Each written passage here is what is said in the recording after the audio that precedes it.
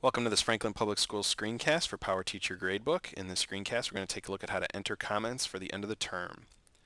So here I am in my gradebook. To get to the comment area, you have to double click in the final grade column for that student. So I double click in here, and that opens up the final grade window. At the top of the final grade window is the student's name, and there are two little arrows over here, an up arrow and a down arrow. This allows you to jump quickly down to the next student in your gradebook. So as we enter things later, these arrows help it to go a lot quicker. Below the student's name is the reporting term, so you want to verify that you're doing these for the correct term. We're doing this for quarter one, so that is correct. For the score tab, on the score tab, there's a comment box at the bottom. This same comment box is also at the bottom of the comment tab, and I'll talk about the comment tab more so here in a second. In the comment box, this is where the comments go. Now for elementary teachers, you're going to enter comments for your homeroom AM students. So you want to make sure you're clicked over in your classes on your homeroom AM class. You're going to enter comments in the homeroom AM class for quarter one and quarter two. And this is just like the last few years where we type, first we start with Q1 with a colon, and then you type whatever comments you want to appear on the report card. When you come in later, you'll do Q2 at the end of second quarter and type comments related to quarter two for that student. And then you can arrow down to the next student and type your comments, so on and so forth. You can copy and paste comments in here. So I know many teachers in the past have been worried that what if the gradebook crashes? I don't want to lose the comments I was typing. It is a good suggestion if there is something you're going to be writing about a student, you could type it in Word first and copy and paste it over into this comment box. It's definitely a good suggestion. So that if anything did happen, you lose your internet signal, you don't lose the comments that you were entering. On the comment tab, this is where the district comment bank is located. The elementary teachers see one comment bank, the middle school, high school teachers see a different comment bank. In here are the canned comments. If you choose to use these, you can scroll through them to find the comments you want, and then you simply double click to make that comment appear in the comment box. It automatically adds it for you. Now there's some tips and some tricks here that I want to go over. The first tip is this separate using.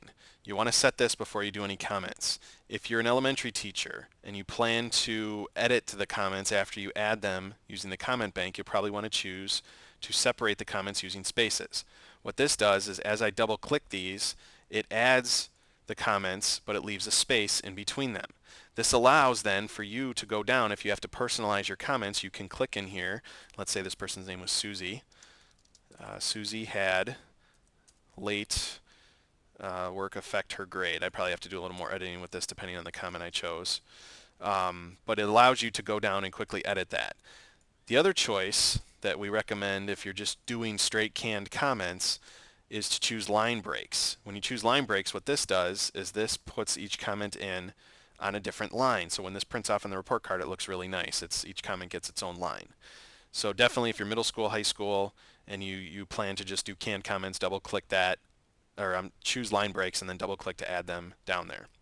Now there's some other tips and tricks I want to show you. Let's say we did this student, I move on to the next one. This area up here is kind of small in this comment window. You can only see 5 or 6 comments right now. You can click and hold on this lower region, this lower right region of the window to make the window bigger. It does reset itself after you drag it out a little bit. You can also then, after you make that bigger, you can grab this middle portion of the window and drag this down so that the comment box is a little smaller, but you can see more comments. Now, if you're middle school or high school, you'll notice that every so often there's a capitalized comment saying that to kind of set up the section. So this is negative academic comments are located here.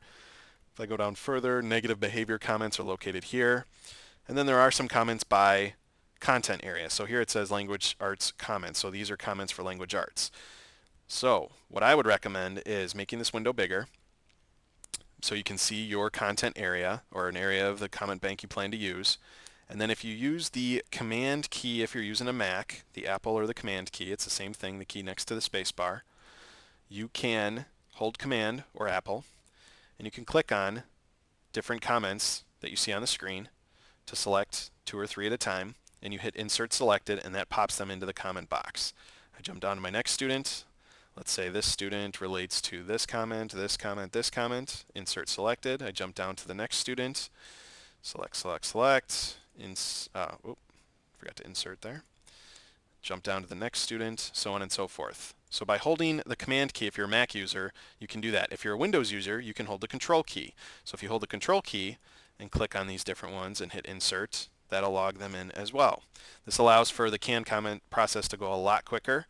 When you close out of the comment area, you will notice that there's a little blue C located next to the final grade of the student, showing that comments have been entered for that student. And anything that is gray, if it's still gray here like this, that means you haven't saved in a little while. You'll definitely want to go and click save for those comments to log in and for that gray area to go away. So those are just some quick tips and tricks. Hopefully that helps with entering comments, making the process go a little bit quicker. Feel free to watch the screencast again if you didn't pick up on some of that. And thanks for watching.